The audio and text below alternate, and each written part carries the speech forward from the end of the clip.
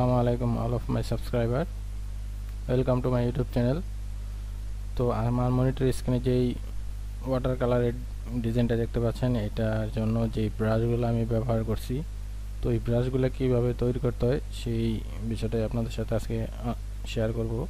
এই যে দেখেন, আমি এই ডিজাইনটা করছি কিন্তু সম্পূর্ণ ব্রাশ দিয়ে, ওয়াটার কালার ব্রাশ আগে আমি তৈরি করছি, তারপরে ওটাকে আমি ব্রাশ বানিয়ে তারপরে এই ফুল ডিজাইনটা আমি মেকিং করছি। তো কিভাবে আমি এই ব্রাশগুলো তৈরি করি সেই ভিডিওটা আজকে আপনাদের সাথে শেয়ার করব ইনশাআল্লাহ।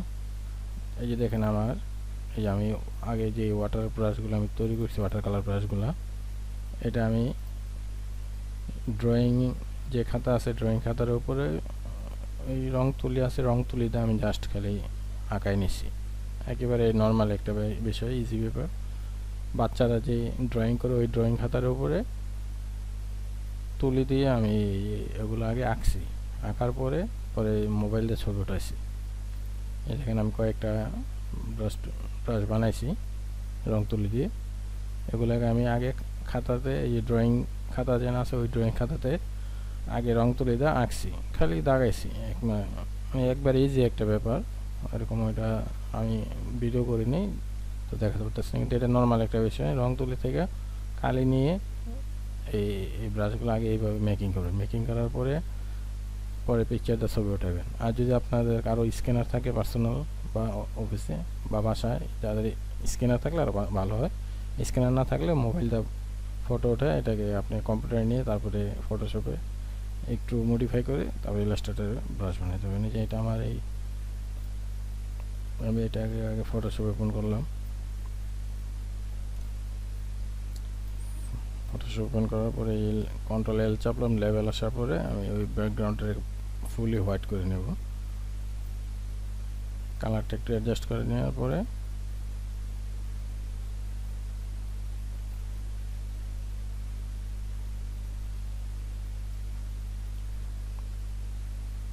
এটাকে যে মুভ টুল দিয়ে ইলাস্ট্রেটরে আমি নিয়ে যাব। আগে এই ড্র্যাগ অ্যান্ড ড্রপ করলাম ইলাস্ট্রেটরে।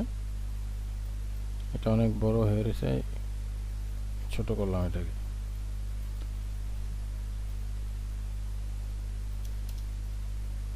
এই যে মোটামুটি ছোট করে তারপরে এটাকে আমি ইমেজ ট্রেস করব। এই 16 কালার যেটা আছে, এই 16 কালারে আমি ইমেজ ট্রেস করব। এই আমার এটা গেলাম, ইমেজ ট্রেস হয়ে গেছে। এখানে যে এক্সপান্ড দেব, এই যে বাইরে যে ব্যাকগ্রাউন্ডটা হোয়াইট ব্যাকগ্রাউন্ড, এটাকে আমি সিলেক্ট করে ডিলিট দিয়ে দিলাম। ডিলিট দেওয়ার পরে এটাকে আমি ব্রাশে রূপান্তর করব। এখন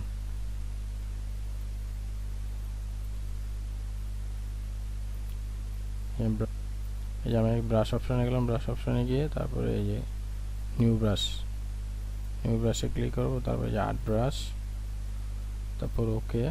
তারপরে এখানে এই যে নান যে থাকে এটা দিবেন না, এটা এই যে TINTS যে এটা আছে এটা করে নেবেন। কারণ যদি আপনি নান দিয়ে ব্রাশ করেন তো সেক্ষেত্রে কালারাইজ করতে পারবেন না। সেই জন্য যে অলওয়েজ এই টিন্টস যে অপশনটা আছে TINTS, এটা ক্লিক করে ওকে দিয়ে দেবেন।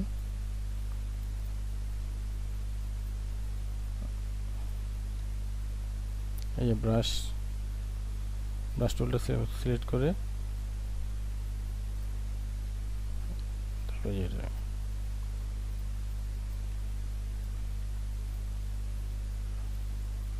এটাকে আপনার ইচ্ছা মতো কালারাইজ করে নিতে পারবেন। তারপরে এখান থেকে এই দেখেন, এটা একটা সুন্দর ব্রাশ পাতা হয়ে গেছে।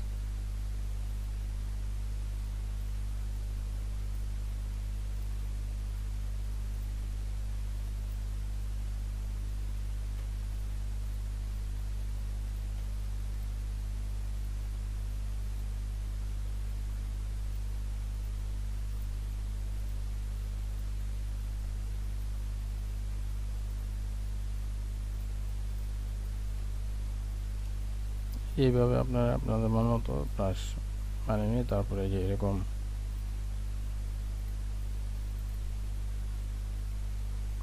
এই ধরনের ডিজাইন, এই যে ব্রাশ আপনারা নিজেরা মেকিং করে তারপরে যে এই ধরনের ডিজাইন আপনারা নিজেরাই বানাতে পারবেন।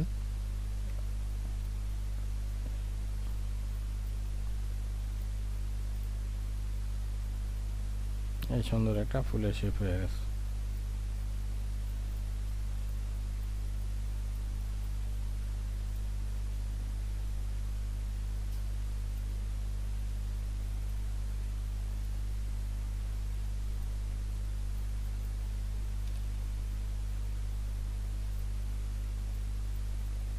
তারপর আমি আরেকটা ব্রাশ নিয়ে দেখাচ্ছি।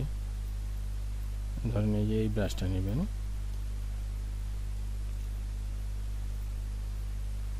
এটাকে সিলেক্ট করে মুভ টুল দিয়ে ড্র্যাগ এন্ড ড্রপ করবেন ইলাস্ট্রেটরে। এটাকে ছোট বানিয়ে নেবেন, তারপর এটাকে ইমেজ ট্রেস করবেন। এই ইমেজ ট্রেস করবেন 16 কালারে।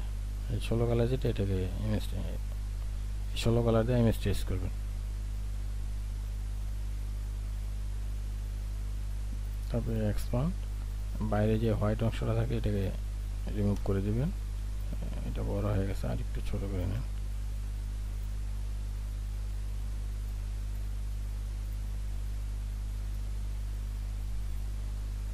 তারপর আর্ট ব্রাশ, যেটা নাম থাকবে এটাকে চেঞ্জ করে নেবেন, তারপর ওকে দিবেন। তারপরে এই যে ব্রাশটা আপনি এখন ইজিলি আপনি আপনার মন মতো করে ওয়াটার কালার ডিজাইন করতে পারবেন। এই এখান থেকে কিছু শেপ বানিয়ে নেবেন আপনারা, তারপরে যে ফুলের শেপ ইজিলি হয়ে যায়।